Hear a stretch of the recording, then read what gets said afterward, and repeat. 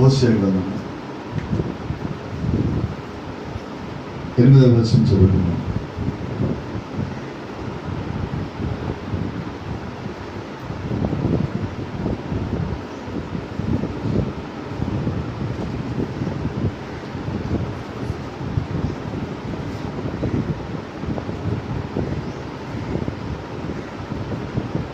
హోషేయ గ్రంథము 9వ అధ్యాయం 8వ వచనం.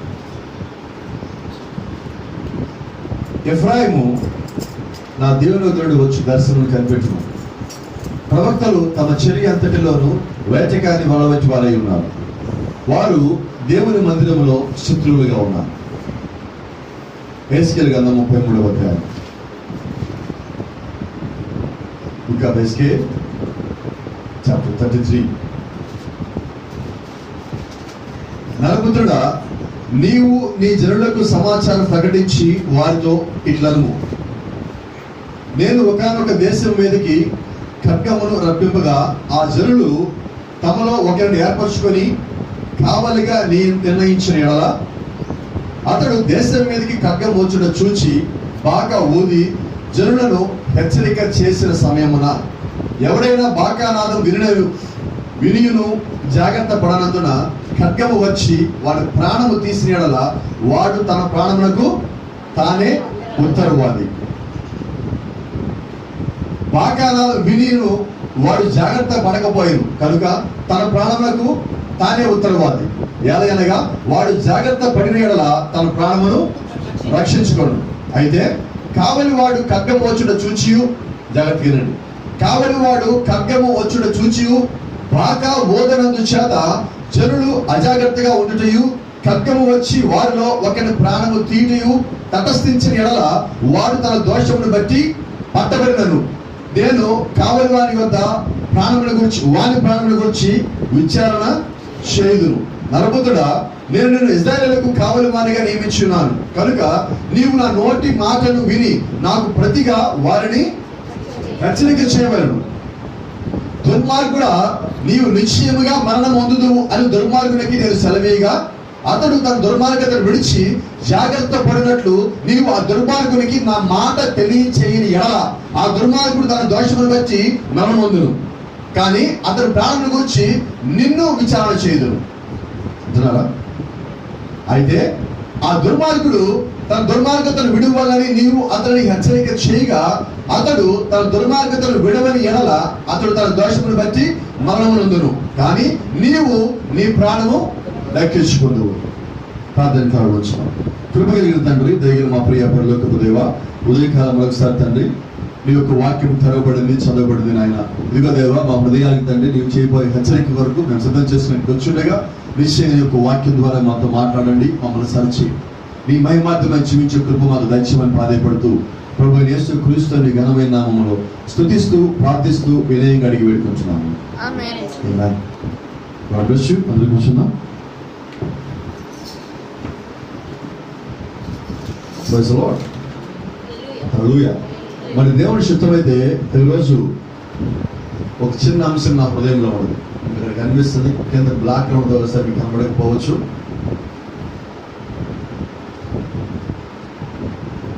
ఏముందండి మన అంశం? Why must I warn my brother? Why must I warn my brother? ఏంటంటే నేనెందుకని నా సహోదరుని హెచ్చరించాలి? నేనెందుకని నా తోటి సహోదరుని హెచ్చరించాలి? ఇక్కడ హెచ్చరించడం అంటే తిట్టడం, దూషించడం కాదండి. మీరు హెచ్చరించడం అంటే ఏంటి? ఒక చిన్న పిల్లోడు ఉన్నాడు, నా కొడుకే ఉన్నాడండి, మైకేల్ ఉన్నాడు. ఒక సంవత్సరానికి 6 నెలలకు 5 నెలలకు పాకెట్ బిగిన్ చేస్తాడు. ఏదో ఒక నిప్పు దగ్గరికో లేదంటే వేరే కుదైన దగ్గరికో వెళ్తున్నాడు. నేనేం చేస్తాను ఇప్పుడు? మళ్ళా వెళ్తాను. ఏం చేస్తారు చెప్పండి? ఏం చేస్తారు? పెంచలేదా మన ఎవరు పిల్లల్ని? ఎలా పెంచాం మనం? ఇప్పుడు దానికి పిల్లోడి మీద శత్రుత్వం ఉన్నట్ట, పగ ఉన్నట్ట, ద్వేషం ఉన్నట్ట, ఏమున్నట్టు? ప్రేమ ఉన్నట్టు. మరి ప్రేమ 70 రూపాయలు కనిపిస్తే ఎలాగా? ప్రేమ తిట్ల రూపంలో కనిపిస్తే ఎలాగా? ఏమనుకోవాలి ఇప్పుడు మనం? ఇప్పుడు అదే పనిగా కొడతామంటే తప్ప కారణం లేకుండా. ఎప్పుడు కొడుతున్నాము, ఎప్పుడు తిడుతున్నాము? అంటే ముందే చేస్తామంటే హెచ్చరిస్తున్నాం, పని చేయొద్దని. ముందే కొట్టలేదండి, వింటున్నారా? ఏమి లేకుండా ముందు కొట్టాలి. ముందు హెచ్చరించి ఆ తర్వాత తినకపోతే అప్పుడు. ఇక్కడ నిజంగా నేను దేవుని యొక్క సేవకుడిని అయితే, నేను మీ అందరూ సహోదరుడిగా అయినట్లయితే నేనేం చేయాలంటే, మీరెవరన్నా కానీ తప్పులో పడుతున్నారు అనిపించినప్పుడు నేనేం చేయాలి? మొట్టమొదటిగా హెచ్చరించాలి. హెచ్చరించకపోతే ఏం జరుగుతుంది? నేను వాక్యం చదవ కదా, ఏమన్నది? ముందు నాకు తీర్పు ఉంటుంది. దేవుడు ఒక కావాలి వాడు ఎందుకు పెట్టాడండి? హెచ్చరిక చేయడానికి. హెచ్చరిక చేయని కావాలి వాడు ఉండటం అవసరమా? ఉండదా? అవసరమే లేదు. ఇక అవసరం లేనప్పుడు ఇంక కాపాడు ఎందుకు? కాపలనే వాడు దేని కోరుకున్నట్టు? సంఘాన్ని కాపలాగా ఇవ్వాలి. కాపలాగా ఇవ్వడం అంటే గమనించండి, ప్రవక్త వర్తమానం చెప్తాడు, watchman what of the night. కావాలి వాడా రాత్రి ఎంత వేళైందని వర్తమానం ఆయన మాట్లాడతా, కావాలి వాడు ఎక్కడ ఉంటాడంటే ఆ పట్టణం ఏదైతే ఉన్నదో, లేదంటే ఆ పురం ఏదైతే ఉన్నదో, ఆ పురం యొక్క ప్రారంభంలో ఎత్తైన ఒక గోపురం పైన కూర్చొని ఉంటాడు. దూరం నుంచి రాబోయే ప్రమాదాన్ని ముందుగానే పసిగట్టి హెచ్చరించాలి. ఎవరైనా రాబోతారు అనుకోండి, అదిగో రాబోతుంది ఒక ప్రమాదము అని చెప్పి ఇతను ఈ లోపల ఉన్న వారిని హెచ్చరించాలి. అది కాపువారండి, అది కాపురంచే. అయితే మనం అనుకుంటున్నాము, ఇక్కడ వాచ్మెన్ అనే పదం చూసినప్పుడు మనకేమనిపిస్తుంది? మనం తెలిసిన వాచ్మెన్ ఎవరు? ఇంటి బయట ఒక సెక్యూరిటీ ఉండేవాడిని మనము వాచ్మెన్ అంటున్నాం. అతను వాచ్మెన్ కాదండి. బైబిల్ ప్రకారంగా మాట్లాడే వాచ్మెన్ అతను కాదు. అతను రాత్రి కూడా గస్తీ కాసేవాడు మాత్రమే, ఒక గొర్ఖా టైపు. అతను మన హెచ్చరిక చేయడండి. రెండోది, ఆ వాచ్మెన్ ఎక్కడ ఉంటాడు? ఇంటి బయట. మనం ఇంట్లో మేడ పైన కానీ కూర్చుంటే అతను ఎక్కడ ఉంటాడు? ఇంటి బయట ఉన్న చిన్న గది ఉంటే ఆ గదిలో కూర్చున్నాడు అతను, గుమ్మం దగ్గర. అతను వాచ్మెన్ కాదండి. ఆ వాచ్మెన్ గురించి మనం మాట్లాడుతున్నాం. బైబిల్లో ఉన్న వాచ్మెన్ గురించి మనం మాట్లాడుతున్నాం. ఈ వాచ్మెన్ ఎవరంటే దేవుడు యొక్క పక్షిరాజు. ఈ వాచ్మెన్ ఎవరంటే దేవుడు యొక్క ప్రవక్తలు. ఈ పక్షిరాజు ఎవరంటే దేవుడి యొక్క ప్రభావం కలిగిన వారు. ఈ పక్షిరాజు ఎవరంటే, లేకపోతే ఈ యొక్క వాచ్మెన్ ఎవరంటే, ఈ యొక్క కావలి వాళ్ళు ఎవరంటే దేవుడు యొక్క ఆత్మచేత నిలబడేవాళ్ళు. కాబట్టి గమనించండి, ఈ రోజు మనం ఎవరిని కలిగి ఉన్నామంటే దేవుడి యొక్క కాపలాదారుని మనం కలిగి ఉన్నాం. దేవుడి యొక్క కావలి వారిని మనం కలిగి ఉన్నాం. గమనించినట్లయితే 7 సంఘ కాలములకు దేవుడే తన ప్రవక్తలని మనకి దాసులుగా పంపించున్నాడు. ఆయన తన దాసుల్ని మనకి పంపించున్నాడు. ఇంకా మనం బాధపడి ఉన్నాం, నీవు నేను ఒకటే ఉన్నాం, ఎన్నడు విడిపోము. అంటే ఇప్పుడు ప్రభువైన యేసుక్రీస్తులో మనం ఉన్నామా, ఉండాలా? అవునా? ఇప్పుడు ఆయన యేసుక్రీస్తుకు దాసులు అంటే ప్రవక్తలు, నిజమేనా? యేసుక్రీస్తుకి ప్రవక్తలు దాసులు. అకార్డింగ్ టు 10:7 రెవల్యూషన్, ప్రకటన గ్రంథం 17 ప్రకారంగా దాసులు ప్రవక్తలైన వారు ఆయనకి దాసులై ఉన్నారు. ఆమోస్ 3:7 ప్రకారంగా ఏమన్నది? ప్రవక్తలు ఆయనకి దాసులు. ఇప్పుడు మనం ప్రభువైన యేసుక్రీస్తులో ఉంటే ప్రవక్తలు మనకేమవుతారు? అవుతారా? వాళ్ళందరూ దేని కొరకు పంపించాడు దేవుడు? ఆయన శిరస్సు అయి ఉండగా మనం శరీరమై ఉన్నాము, వేరే ఉండలేదండి, ఒకటై ఉన్నాము. కాబట్టి ఈ యొక్క శరీరం సిద్ధపాటు చేయడానికి దేవుడు 7 వాచ్మెన్ పంపించాడు. ఈ వాచ్మెన్ ఏం చేయాలి? వీళ్ళు కేవలం కాపలా కాల్చితే మాత్రం సరిపోదండి. వీళ్ళు హెచ్చరించాలి, సరిచేయాలి, నడిపించాలి, దేవుడు చూపించాలి. దీంట్లో ఏమి చేయకపోయినా కూడా తప్పే. కాబట్టి గమనించండి, ప్రభుత్వం అంటున్నాడు, దేవుడు తన వాక్యాన్ని కాపాడుకుంటా లేకపోతే నిలబెట్టుకుంటాడు అన్న వర్తమానాలు ఆయన మాట్లాడుతున్నాడు. And the anti Christ deceived all that dwell upon the earth house, names were not written in the Lamb's book. ప్రవక్త అంటున్న మాటకి గమనించండి, ఎవరి పేర్లు అయితే గొర్రె పిల్ల జీవగ్రంథంలో రాయబడలేదో వాళ్ళందరినీ ఈ క్రీస్తు విరోధి అనేవాడు మోసగిస్తాడు. ఎవరు మోసగిస్తాడు? జీవగ్రంథం లేని వాళ్ళని. అంటే ఎవరు మోసపోరు? జీవగ్రంథాలు ఎవరి పేర్లు అయితే ఉన్నాయో, జగత్తుకి పునాది ఇవ్వటానికన్నా ముందు గొర్రె పిల్ల జీవగ్రంథంలో ఎవరి పేర్లు అయితే ఉన్నాయో వాడు వాళ్ళని మోసగించలేడు. మిమ్మల్ని వాక్యం నుంచి వాడు తప్పించలేడు. అయితే వాడు ఏం చేయగలడు తెలుసా? సంఘంని తప్పిస్తాడు, వాక్యం తప్పించాడు. వాడు చేసే పని ఏంటంటే, నిజమైన వాక్యం నీ లోపల పడదంటే ఆ వాక్యం నీలో మొలకెత్తుతుంటుంది. ఆ మొలకెత్తుతున్న వాక్యాన్ని దగ్గరికి రానియకుండా చేయడం వాడి పని. అయితే ఇదే సమయంలో కాపర్లు 2 రకాలుగా ఉంటారు.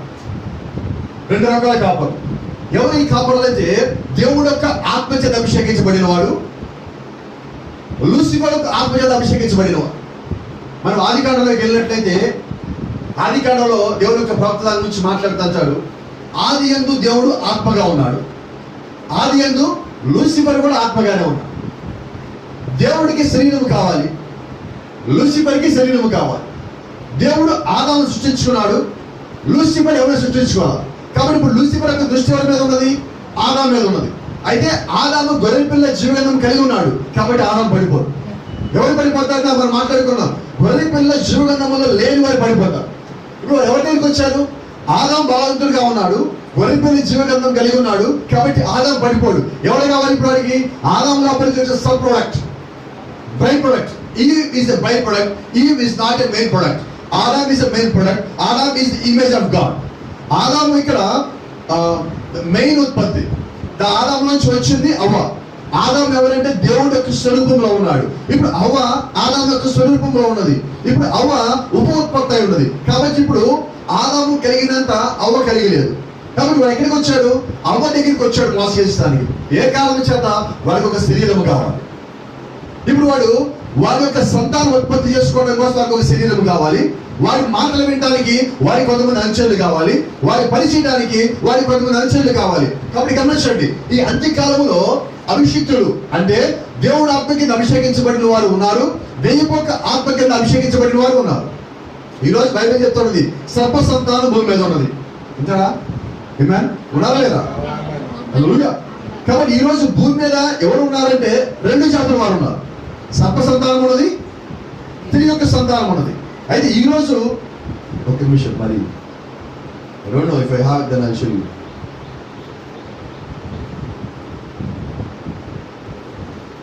Yes,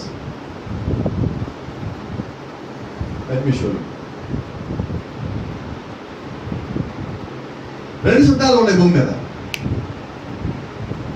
స్త్రీ సంతానం ఉన్నది, సర్ప సంతానం ఉన్నది. ఇప్పుడు వీడి సంబంధాలు ఎవరైతే ఉన్నారో వీడి చేసిన పనులే చేస్తారు. దేవుడి సంబంధాలు ఎవరైతే ఉన్నారో వాళ్ళు దేవుడు చెప్పిన పనే చేస్తారు. కాబట్టి చెప్పినట్టుగా పైనుంచి కిందకి దిగి వచ్చిన వాడు కింద ఉన్న తన వారిని తీసుకుని పైకి వెళ్తాడు. మరి కింద నుంచి అంటగా పాతాళ నుంచి భూమి మీదకి వచ్చిన వాడు పాతాళానికి తీసుకుని పోవాలి. మరి వీళ్ళు ఎక్కడికి తీసుకుని పోవాలి? భూమి మీద నుంచే. యేసుక్రీస్తు ఎక్కడికి తీసుకుని పోయాడు? భూమి మీద నుంచే. అంటే పైకి వెళ్ళాలన్నా కిందకి దిగిపోవాలన్నా వాళ్ళు భూమి మీద మొట్టమొదటిగా ఉండాలి. ఇప్పుడు భూమి మీద ఉండే వాళ్ళని కాపాడుకోవడానికి దేవుడు తన సేవకులు పెట్టున్నాడు. ఈ భూమి మీద ఉన్న వాళ్ళని పాతాళానికి లాగడానికి వాడు తన సేవకులు పెట్టున్నాడు. గమనించండి, ఈ ఇద్దరు తేడా ఏంటి? ఇద్దరు కాపల వాళ్ళ తేడా ఏంటి తెలుసా? మనం కొన్ని సామెతలు చెప్తా ఉంటాం. కంచె చేను వేస్తా. ఏంటి అర్థం? మీరు చాలా చోట్ల గమనిస్తే కొంతమంది ఇళ్ళకి వాచ్మెన్లు కాపలా పెట్టినప్పుడు ఆ వాచ్మెన్లే ఇంట్లో వాళ్ళని చంపి దొంగతనం చేసుకుని పారిపోతుంటారు. ఇప్పుడు మనం మాట్లాడుకుందాం, వాచ్మెన్ అంటే ఎవరు మన దృష్టిలో? సంఘ కాపరి. ఇప్పుడు అలాంటి సంఘ కాపరు లేరా? సార్, ఏం చేస్తారు వాళ్ళు? వాళ్ళ పని ఏంటంటే సంఘాన్ని దోచుకోవటం. గమనించండి, ఇదే కాదు, ప్రతి కుటుంబంలో లేరు అంటే నేను నమ్మను, ప్రతి కుటుంబంలో ఎవడో ఒకడు ఉంటాడు. వాడి పని ఏంటి? దోచుకోడు. కానీ ఎలా ఉంటాడండి? చెప్తాను నేను దోచుకుంటానని. ఎలా ఉంటాడు? చాలా వినయంగా ఉంటాడు, చాలా నమ్మకంగా ఉంటాడు, చాలా మంచోడు అని భ్రమ కలిగించే విధంగా ఉంటాడు. ఆయన ఎవడు? వాడు ఆత్మ ఏమన్నది? వాడు ఆత్మ లూసిఫర్ ఆత్మ కలిగి ఉన్నాడు. కాబట్టి నిజమైన దేవుడు యొక్క ఆత్మ కలిగిన వాడు ఏం చేస్తాడంటే నేను వాక్యానుసారంగా ఉండాలని కోరుకుంటాను. ఏది ఏమైపోయినప్పటికీ కూడా నా ప్రాణం ఉండొచ్చు, ఉండకపోవచ్చు. కాబట్టి నేను ఎలా ఉండాలి? చిత్త చెదికి నేను దేవుడి ముందుకు వచ్చేసరికి నేను ఆయన ముందు క్లీన్గా కనిపించాలి. అది ఒకటే నాకు ఉద్దేశం. అక్కడికి వెళ్ళే లోపు నన్ను నేను సరి చేసుకోవాలి. ఇదో మనం బాధపడతాను, అనేక సార్లు నువ్వు క్షమించావయ్యా, చాలాసార్లు నువ్వు క్షమించావు అని మనం పాట పాడుకున్నాం. ఇప్పుడు దేవుడు క్షమిస్తున్నాడు కాబట్టి నేను పాపాలు చేస్తా ఉండొచ్చా? ఏంటి దాని అర్థము చెప్పండి. ఇప్పుడు ఈరోజు ఎలాగున్నాయి అంటే, దేవుని యొక్క లేఖనాలు ఏవైతే ఉన్నాయో, లేకపోతే ప్రవక్త చెప్పిన కోడ్స్ ఏవైతే ఉన్నాయో, ప్రతి వాళ్ళు దానికి అనుకూలంగా మార్చుకుంటున్నారు. ఎవరికి అనుకూలంగా మార్చుకోవడం ఎలాంటి ప్రవేశం లేదండి. ఎవరో ఒక మాట చెప్తారు, నాకేం కాదు, దేవుడు నన్ను విడవలు అన్నాడు, ఎడబాయిని అన్నాడు అంటాడు. చర్చికి రాడు, ఆరాధనలో ఉండడు, వాడు ఇష్టం వచ్చిన వాడు జీవిస్తూ ఉంటాడు. వారి ఇష్టం వచ్చిన జీవితం ప్రకారం వాళ్ళు జీవిస్తూ ఉండి దేవుడు మనం వదిలిపెట్టండి అంటారు. ఇప్పుడు నేను అంటాను, అది వాక్యానుసారిగా ఉండటమా? No sir. మరి వాక్యానుసారిగా లేనప్పుడు అటువంటి వాడు ఎత్తబాట్లు ఉంటారా? అయితే ఇక్కడ మీకు సంగతి చెప్పాలి, యుద్ధం పైకి వస్తారు. తెలుసా మీకు ఆ సంగతి? వాక్యానుసారంగా లేని వాడి పైకి వస్తాడు, వాక్యానుసారంగా ఉన్నవాడు కూడా పైకి వస్తాడు. అయితే అసలు డ్రామా పైన ఉన్నది. ఏంటి అసలైన డ్రామా అక్కడ ఉన్నదంటే, బైబిల్ చెప్తా ఉన్నది, అక్కడ గొర్రెపిల్ల శిలువ గ్రంథము, వేరొక గ్రంథము ఇప్పుడు పోలున్నాయి. ఏంటి ఆ వేరొక గ్రంథము? పాపుల గ్రంథము. ఇప్పుడు అందరి పైకి వచ్చి పడ్డారు. గొర్రెపిల్ల శిలువ గ్రంథంలో పేరున్న వాళ్ళు మొత్తం బీజాపాలని ఇటు పక్క వచ్చారు, లేకపోతే కుడి పక్క వచ్చారు. ఈ పాపుల గ్రంథంలో ఉన్న పేర్లు మొత్తం చదవగానే వాళ్ళంతా ఎడం పక్క వచ్చారు. ఇద్దరు పైన ఉన్నారు. ఇప్పుడు ఏం చేయాలి? ఈ పాపుల్ని ఏం చేయాలి? బైబిల్ చెప్తా ఉంది, సముద్రము తనలో ఉన్న ముద్రలు అప్పగించను, పాతాళము తనలో ఉన్న ముద్రలు అప్పగించను. ఎక్కడెక్కడైతే వాళ్ళు చనిపోయారో వాళ్ళు మొత్తము పైకి వచ్చి అక్కడ కూర్చున్నారు. ఇప్పుడు వాళ్ళందరూ ఏం చేయాలి? జీవనంలో ఉన్న వారు మొత్తం పక్క వచ్చేసారు, అంటే క్రీస్తు లోపలికి వచ్చేసారు. ఇక మిగిలిన వాళ్ళు ఎవరు? భూమి మీద హెచ్చరిక చేసినా వినని వారండి. క్షమించబడని పాపము, లేకపోతే క్షమించరాని పాపము, అన్పార్డనబుల్ సిన్. ఏంటది? దేవుని యొక్క వాక్యము నీకు చెప్పిన తర్వాత కూడా నువ్వు మళ్ళా అదే తప్పు చేయటాన్ని ఏమంటావంటే క్షమించబడని పాపము. అంటే నిన్ను హెచ్చరిక చేసిన తర్వాత కూడా నువ్వు అదే విధంగా జీవిస్తా ఉన్నప్పుడు అప్పుడు నువ్వు చేసే పాపాన్ని ఏమంటావంటే క్షమాపణ లేని పాపము. రైట్? ఇప్పుడు ఈ క్షమించబడని పాపం చేసే వాళ్ళు ఎక్కడికి వెళ్తున్నారు? వాళ్ళు పైకి వచ్చారు, తీర్పులోకి వచ్చారు. ఆ తీర్పు ఏంటంటే వాళ్ళ మొత్తాన్ని తీసుకెళ్లి మండుచున్న అగ్నిగోళంలో పడేయటం. అది రెండవ మరణము. చాలా మంది అనుకుంటారు ఈ భూమి ఎంత ఉంటే బాగుంటది, పైకి వెళ్ళాక ఏం పోతే ఏం పోయింది అనుకుంటారు. ఇక్కడ ఒక మరణం ఉండదు, పైకి ఇంకో మరణం ఉండదు. అయితే గొర్రెపిల్ల జీవనంలో ఎవరైతే ఉన్నారో వాళ్ళకి మరణం లేదు. కాబట్టి గమనించండి, ఎందుకే నేను హెచ్చరించాలి ఆ సహోదరుని రెండో మరణం రాకుండా ఉండటానికి. ఎందుకని హెచ్చరించాలి సహోదరుని? గొర్రెపిల్ల జీవనంలో నీ పేరుగా ఉన్నట్లయితే నువ్వు సరి చేసుకోమని చెప్పి ఒక అవకాశం అనిపిస్తున్నాం. అలా ఊయ దానికి పోతున్నా చూడండి. I say this to you Protestants reverently, not with hot-headed, not with malice, not to having something to say. It would be easier to speak on something else. అయితే ఇక్కడ అంటే ఆయన ఇంగ్లీష్కి వచ్చాము, ఇటువంటి ఒక ఇటు ఉంటుంది, దాని గురించి మీరు అక్కడ పట్టించుకోకండి. అంటే ఆయన ఏం చెప్తున్నాడు, ఆయన ఉద్దేశం అక్కడ గమనిస్తే ఇదంతా నేను యథార్థంగా చెప్తున్నా.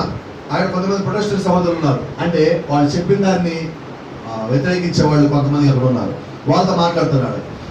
నేను మీ మీద ద్వేషభావంతో చెప్పటంలా, మీ మీద కోపంతో నేను చెప్పటంలా.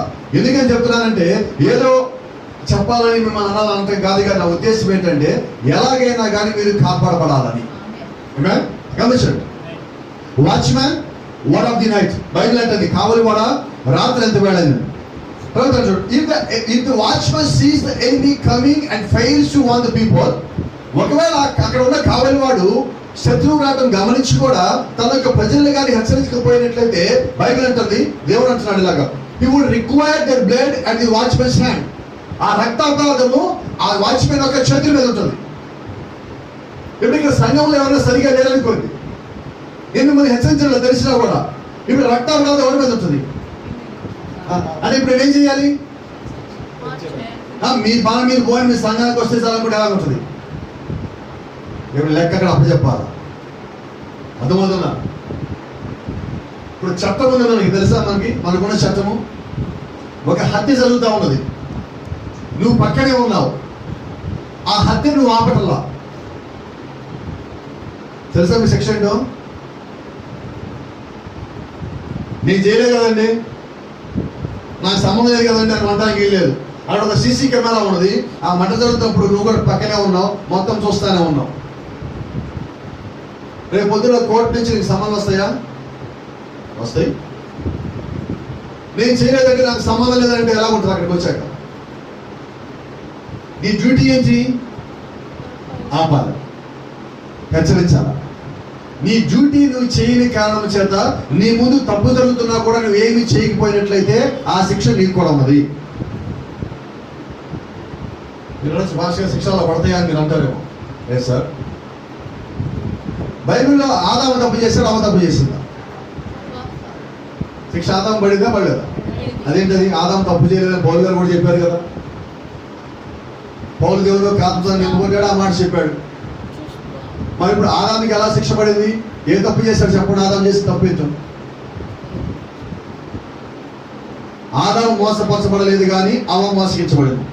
మోసగించబడిందని తెలిసిన తర్వాత కూడా అవ్వని ఆదాము తీసుకుని దేవుడికి అప్పగించాల. ఆ కారణం చేత ఇప్పుడు ఆదాము కూడా అక్కడ శపించబడిన వాడై ఉన్నాడు. కాబట్టి గమనించండి, మన కళ్ళ ముందు ఏదైనా జరుగుతున్నప్పుడు మనం ఏం చేయాలి? నిలబడిందా? చెప్పాలి, హెచ్చరించాలి, గద్దించాలి, సరిచేయాలి. నిజంగా నువ్వు ప్రేమిస్తే నువ్వు పని చేస్తావు. మన ఇంట్లో వాళ్ళు తప్పు చేస్తూ అనుకుంటామా? ఏం చేస్తారు? ఖచ్చితంగా చేస్తామండి. ఇప్పుడు మాట చెప్పలేండి, ఇంట్లో యవనస్తులైన పిల్లలు ఉన్నప్పుడు ఖచ్చితంగా తల్లిదండ్రుల పిల్లల్ని హెచ్చరిస్తూ ఉంటారు. ఏంటి కారణము? ద్వేషం వారి మీద, కోపం వారి మీద, వాళ్ళు శపిస్తారుగా చేస్తున్నది దేనికోసం? నిజంగా మీరు కానీ వాళ్ళని ప్రేమిస్తే మీరు హెచ్చరిస్తారు. ప్రేమించకపోతే హెచ్చరించరు. ప్రజలో దేవుని నామానికి మహిమ కలుగును గాక. అయితే ఇక్కడ మాట చెప్పలేండి, ఒకవేళ నీ కుటుంబంలో వాళ్ళు నశించిపోయే విధంగా వాళ్ళు కానీ తప్పులోనో పాపంలోనో పడిపోయి ఉండి అలాగే ఉండి అదే జీవితం వరకు వాళ్ళు బతుకుతూ ఉన్నప్పుడు నీకు తెలిసి నువ్వు వాళ్ళని హెచ్చరించలేదు అంటే, if you have pampered them, ఏంటంటే నువ్వు వాళ్ళని కానీ గారవం చేసినట్లయితే ఏమవుతుంది? ఆ రక్తాపరాధము నీ చేతులకు ఉండే జాగ్రత్త.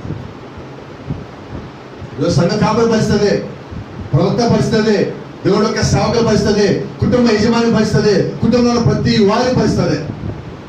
ఏం చేయాలా? I must warn my brother. ఏం చేయాలి? నేను నా సహోదరిని హెచ్చరించాలా. హెచ్చరించకపోతే దోషం ఎవరి మీద ఉన్నది? నా మీద ఉన్నది. ఒకవేళ మీ కుటుంబాల్లో మీరు కానీ హెచ్చరించకపోతే దోషం ఎవరి మీద ఉంటుంది? జాగ్రత్తగా. But if the watchman warns them, watchman గా కావలివాడి కానీ హెచ్చరించకపోతే ఆ దోషము కావలివాడి మీద ఉంటుంది. ఒకవేళ ఆ కావలివాడి హెచ్చరించిన తర్వాత వాళ్ళు కానీ తప్పు చేసి పాప చేసి అలాగే ఉన్నట్లయితే then the watchman is free. Watchman ఏమయ్యాడు? ఆ కావలివాడు స్వతంత్రుడయ్యాడు. ఆ పాపము కానీ రక్తాపరాధం కానీ ఉండదు. లాస్ట్ మాట. So I must war. కాబట్టి నేనేం చేయాలి? నేనేం చేయాలండి? హెచ్చరించాలి. ఎవరు హెచ్చరించాలి? నాకు నచ్చడం హెచ్చరించడం కాదండి. నా దృష్టికి ఏదైతే వచ్చిందో దానిని హెచ్చరించాలి. నాకేదైతే తెలియచేయబడిందో, నా దగ్గరికి ఏదైతే వచ్చిందో దానిని హెచ్చరించాలి. నాకు తెలియంది నేను హెచ్చరించలేను. ఇప్పుడు నేను మీ కుటుంబాల లోపలికి వచ్చి మీరు ఏం చేస్తారో కనుక్కొని వాళ్ళది వీళ్ళది హెచ్చరిక చేయలేను. మీరు ఒకవేళ నా దృష్టికి ఏదైనా తీసుకొచ్చారనుకోండి, అప్పుడు ఏం చేయాలి? హెచ్చరించాలి. ఎలా హెచ్చరించాలి? దేవుడి యొక్క ప్రేమను బట్టి నేను మిమ్మల్ని హెచ్చరించాలి. దేవుడి యొక్క ప్రేమను బట్టి మిమ్మల్ని సరిచేయాలి. దేవుడి యొక్క వాక్యంతో మిమ్మల్ని సరిచేయాలి. అలా చేయని పక్షంలో ఆ దోషం ఎవరి మీద ఉంటుంది? కాపరి మీద ఉంటుంది. వయసులో సరే ఇలా మాట్లాడుకుందాం. ఒకవేళ ఏది కాపరి అయి ఉన్నప్పుడు నా తోటి సహోదరుడు లేదా తోటి కాపరి ఎవరైనా తప్పులలో పాపంలో ఉన్నాడు అనుకో, నేనేం చేయాలి? ఇప్పుడు హెచ్చరించాలా? ఇప్పుడు నా డ్యూటీ కాదని వెళ్ళిపోవాలా? ఎప్పుడు హెచ్చరించాలి? నా దృష్టికి వస్తే, లేకపోతే నాకు సంబంధం లేదు.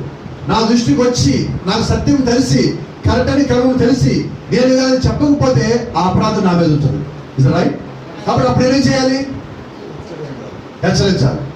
ఇప్పుడు మనం ఎవరైనా కానీ ఇంకొకరు హెచ్చరిస్తే మనం ఆ దృష్టిలో హీరోలుగా ఉంటామా, విలన్లాగా ఉంటామా? అవునా? వాళ్ళు మనం ప్రేమిస్తారా? ప్రేమించలేడు. ప్రసంగాలు కూడా నా మీద ఉంటాయి. ఎందుకని? ఇప్పుడు ఒక చిన్న మాట చెప్తాను నేను. అంటే వాక్యాన్ని ఎలాగ వంకర టెంకర్ చేసి ఆ వంకర టెంకర్ చేసినాడు మళ్ళీ ఇంకోటి వంకర టెంకర్ చేస్తారంటారు. అలా ఉంటుంది అన్నమాట ప్రసంగం. ఒక చిన్న ఉదాహరణ మీకు చెప్తా. బైబిల్ చెప్తా ఉంది, ఒక సేవకుడికి ఎంతమంది భార్యలు ఉండాలి? భార్యలో ఉంది అక్కడ బైబిల్లో, భార్యలు ఉన్నదా? ఇట్లా కన్ఫ్యూజ్ వస్తుందని చెప్పి తెలుగులో బ్రాహ్మణులు రాశారు, చాలా చక్కగా రాశారు ఆ పదాన్ని. ఏం రాశారు తెలుసా? ఏకపత్ని పురుషుడై ఉండాలా. భార్యలు గబ్బుకి ఎవడన్నా అక్కడ లూ పెడతాడేమో తీసుకొచ్చి ఏం చేశాడు? ఏకపత్ని అని పెట్టేశాడు. ఏమా అదే ప్రవక్త ఇంకో మాట కూడా చెప్పున్నాడు, భార్య అనేదిగా లేకపోయినట్లయితే నువ్వు సేవ చేయడానికి పనికిరావు అన్నాడు. ఏం చేద్దాం ఇప్పుడు? భార్య ఉండాల్సిందే. భార్య లేకుండా సేవ చేయడానికి పోయలేదు. ఎంతమంది ఉండాలి? ఒక్కతే భార్య ఉండాలి. ఎంత స్పష్టంగా అపోస్తలుడు పౌలు చెప్పాడు. ఒక చిన్న మాటలో ఎంత పెద్ద సత్యముడో చెప్తా చూడండి. ఏకపత్ని పురుషుడై ఉండాలి. అంటే సేవ చేసేవాడు స్త్రీనా పురుషుడా? పురుషుడు చెప్పేశాడు అక్కడ. ఎంతమంది భార్య ఉండాలంట? ఏకపత్ని. కుటుంబాన్ని బాగుగా ఏలువాడే ఉండవాలి. ఏమన్నా భార్య వెళ్ళిపోయిందండి ఇంకొకరితో, ఇప్పుడు ఆ పాస్గా సేవ చేయొచ్చా? ఎందుకని?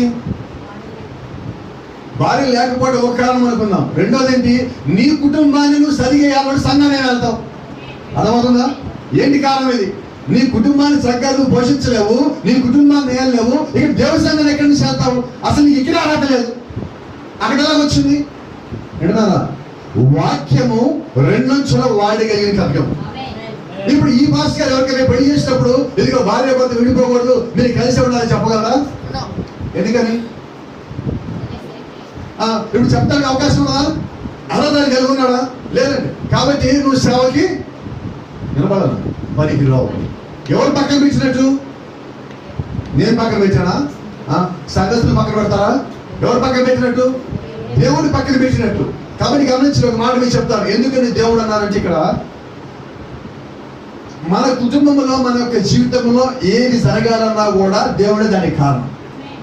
ఆయన చిత్తం లేకుండా ఏమైనా జరుగుతుందా? జరగదండి. ఏమా? ఇప్పుడు చంద్రు ఉన్నాడు ఇక్కడ.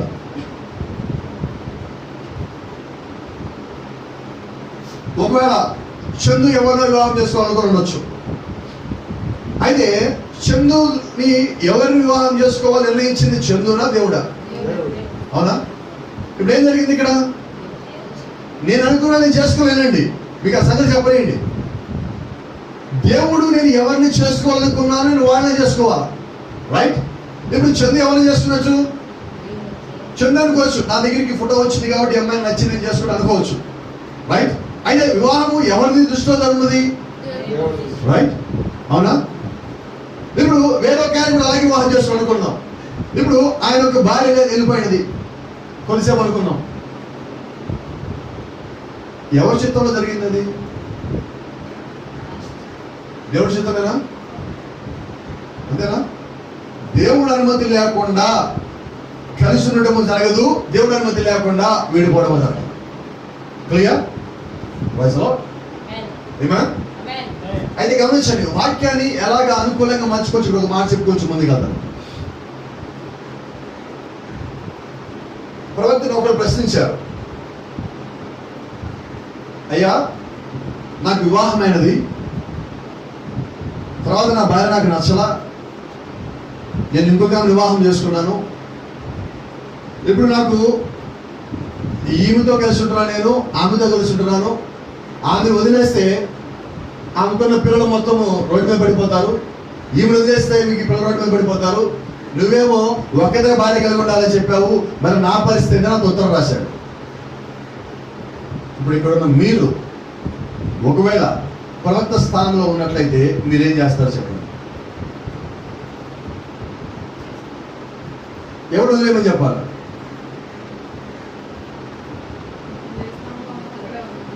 ఎవరైనా ప్రవక్త? నువ్వు వాళ్ళు వదిలేసినా తప్పే, కలిసినా కూడా తప్పే. నువ్వు వదిలేయటం వల్ల వాళ్ళు రోడ్డు మీద పడ్డారంటే ఇంకో తప్పు అవుతుంది. కాబట్టి నువ్వు ఆల్రెడీ తప్పులోనే ఉన్నావు, నువ్వు అలాగే ఉన్నాను. రైట్. ఎవరన్నాడు ఈయన? ఇప్పుడు నేను ఒక పాస్టర్ గారు తీసుకున్నాను అనుకున్నాం.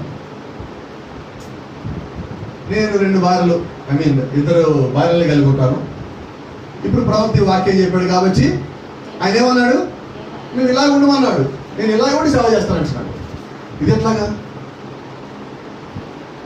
అంటే ప్రవక్త మాటల్ని ఎలాగ వంకర టింకర చేస్తారో చెప్తాను నేను, ఎలా వక్రీకరిస్తారో చెప్తామన్నా. ఇప్పుడు ఆయన అన్నదేంటి? నువ్వు ఇలాగ ఉండిపో అన్నాడు, అంతేగాని ఆయన సేవ చేయి ఇలాగే ఉండన్నాడా? అలా వీళ్ళు ఏం చేశారు? అది విశ్వాసి అని చెప్పిన బైబిల్ ఏమంటుంది? ఏకపత్ని పురుషుడై ఉండాలి బైబిల్ చెప్పేసింది. వీళ్ళు బైబిల్ తీసుకోరు, ఇక్కడ ప్రవక్త మాటలు తీసుకుంటారు. ఎంత తెలివిగా ఉన్నదో తెలుసా ఈరోజు. అది వీళ్ళు ఏం చేస్తారంటే ఈ కోడ్ని అడ్డం పెట్టుకుని వెనకాల ఉంటారు. ఇప్పుడు ఇతను వివాహం చేయాలి సంఘంలో వివాహం చేసేటప్పుడు ఇతను పెళ్లి ప్రమాణాలు చేయాలి. ఏమైనా ప్రమాణాలు చేస్తారు? పెళ్లి ప్రమాణాలు వ్యాపకం ఉండదా? కష్టంలోను, నష్టంలోను, బాధలోను, సంతోషంలోను, ఆరోగ్యంలోను, అనారోగ్యంలోను, మరణం ఎడబాపోయేంత వరకు మన ఇద్దరు కలిసే ఉండాలని ప్రమాణం చేయాలి. ఇప్పుడు ఏం చెప్పాలి? అయ్యా అదిగో నీ బాట నిలబెట్టకూడదు, నువ్వు ఇంకెవరంతా చూడకూడదు అని చెప్పగలరా? ఒకవేళ చెప్పాడు అనుకుందాం, పెళ్ళికొడుకు ఏమంటాడు? నేను నా భార్యతో ఎలా ఉంటున్నానో నువ్వు కూడా అలా కూడా చెప్పగలరా? ఎందుకని? కాపర్ అంటే ఎవరు? మందకి మాదిరి is a role model for the church. సంఘానికి ఆయన మాదిరి. కాబట్టి ఇప్పుడు ఏం చేస్తారు? సంఘస్థులు మొత్తము మీకు తెలియదండి, సంఘం మీద ఒక ప్రభావం ఉంటుంది. ఏంటో ప్రభావం తెలుసా? సంఘ కాపరి ఎలాగైతే ఉన్నాడో సంఘంలో పురుషులు అలా ఉండాలని ఆశపడతారు. సంఘ కాపరి యొక్క భార్య ఎలాగైతే ఉన్నదో సంఘంలో ఉన్న స్త్రీలు అలా ఉండాలని ప్రయత్నం చేస్తారు. సంఘ కాపరి యొక్క పిల్లలు ఎలాగైతే ఉన్నారో సంఘంలో ఉన్న సంఘస్థుల యొక్క పిల్లలు అలా ఉండాలని ప్రయత్నం చేస్తారు. అంటే వాళ్ళందరూ ఎవరు? సంఘంలో మొట్టమొదటి కుటుంబమై ఉన్నారు. వారిని బట్టి సంఘం అంతా వాళ్ళని అనుగ్రహిస్తూ ఉంటుంది కొన్నిసార్లు తెలియకుండానే. ఇప్పుడు మరి కాపరి ఎలాగుంటే సంఘస్థులు ఏం చేస్తారు? ఇప్పుడు వీళ్ళు కూడా ఏం చేస్తారు? తప్పలేదు. ఇప్పుడు ఈ బాధ ఎలా ఉంటుంది తెలుసా ఈరోజు? ఎందుకని హెచ్చరించాలని చెప్తాను చూడండి. ఈ బాధ ఎలా ఉంటుందంటే, నేను తప్పు చేశాను, నేను చేసిన తప్పుని నేను సమర్థించుకుంటున్నా. నా బోధ మొత్తం ఎలాగుంటుందంటే సమర్థకు అనుకూలంగా ఉన్న బోధను బోధిస్తాను. నేను ఏ తప్పు చేసినా కూడా మీరు నాతో పాటు ఉండాలి. ఇది ఎలాగుంది బోధ? నేను పోదాలని పోతాను, మీరు కూడా వెనకాల వస్తారు. కాబట్టి అప్పుడు ఏం చేయాలి? మనం హెచ్చరించాలి. ఎప్పుడు హెచ్చరించాలా? ఆ సమయం వచ్చినప్పుడు, ఆ సందర్భం వచ్చినప్పుడు. హెచ్చరిక చేయకపోతే అది మన తప్పు. హెచ్చరిక చేసిన వాళ్ళు మారకపోతే ఆ దోషం వారి మీద ఉంటుంది. అయితే నీ పని నువ్వు చేయాలి, అంతేగాని హెచ్చరిక చేయాలి కాబట్టి ఇదిగో హెచ్చరిక చేసేసా ఈ నెల సంబంధం పో అంటే కుదరదు. హెచ్చరిక ఎక్కడి నుంచి రావాలా? హృదయంలో నుంచి. నిన్న సహోదరు తిట్టచ్చు, ద్వేషించవచ్చు, నువ్వు మాత్రం ఏం చేయాలా? హృదయం మంతటితో నువ్వు ఆ పని చెప్పవలసి ఉన్నది. ప్రజలో నమస్తే. And refuse it goes to show they have rejected light and walking in darkness. నిజమైన వాక్యం వాళ్ళ దగ్గరికి వచ్చినప్పుడు వాళ్ళు ఏం చేస్తున్నారంటే పరిపూర్ణమైన దేవుని వాక్యాన్ని వాళ్ళు అంగీకరించక నిజమైన దేవుని వాక్యాన్ని వాళ్ళు తోసేసి వాళ్ళు ఎక్కడ నడుస్తూ ఉన్నారు? చీకటిలో. ఇప్పుడు వాక్యానుసారంగా గమనించండి, సంఘంలోనే ఉంటానే మేము వాక్యానుసారంగా జీవిస్తున్నాం అనుకుంటా చాలా మంది ఎక్కడ నడుస్తూ ఉన్నారంటే చీకటి నడుస్తూ ఉన్నారు. ఏంటి కారణము? వాళ్ళు చేసింది ఒక్కటే, వాక్యాన్ని తోసేశారు. వాక్యాన్ని తోసేసి నేను సంఘ క్రమంలోనే ఉన్నాను అనుకోవడం వల్ల ఉపయోగం ఉంటుందా అంటున్నాను? లేదండి. కాబట్టి ఇప్పుడు నేనేం చేయాలి?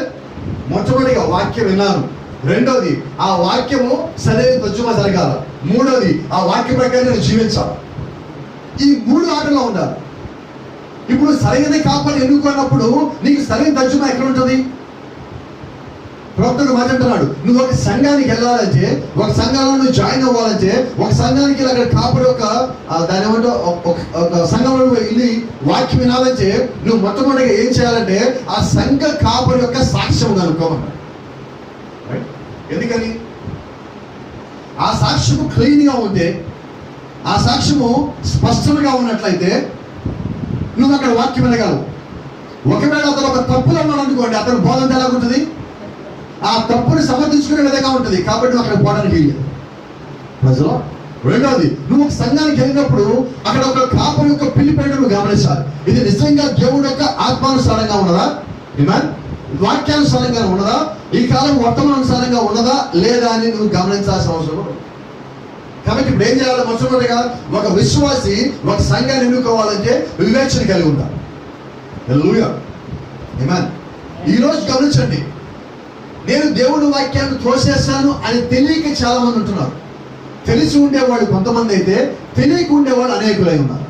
ఇప్పుడు మనం ఏం చేయాలి? ఎవరు నిజంగా వాక్యము తెలియక అలాగే జీవిస్తామంటే మనం వాళ్ళు ప్రేమించి వాళ్ళని హెచ్చరించాలి. Is right? ప్రజలు ప్రభుత్వ మాటలు కొన్ని మీకు చూపిస్తున్నాను. ఎందుకంటే ఇది విషయాలంటే ఇది ఈజీగా చెప్తాం అనుకున్నాను, అందుకని మాత్రం ముందు వచ్చాను. I don't say that to be smart. అదేదో చాలా యుక్తంగా ఉండాలని, తెలివైందిగా ఉండాలని కోరుకుంటున్నాను. God knows that. నేను ఏం చెప్పానో, ఏం చేస్తున్నానో ఎవరికి తెలుసు? దేవుడు తెలుసు. God knows my heart. నేను ఎటువంటి హృదయముతో నా తోటి సహోదరుని హెచ్చరించానో నాకు తెలుసు, దేవుడికి తెలుసు. రైట్? అలాగే మీ కుటుంబంలో మీరు ఎవరైనా హెచ్చరించారంటే ఎటువంటి హృదయంతో మీరు హెచ్చరించారో దేవుడికి తెలుసు.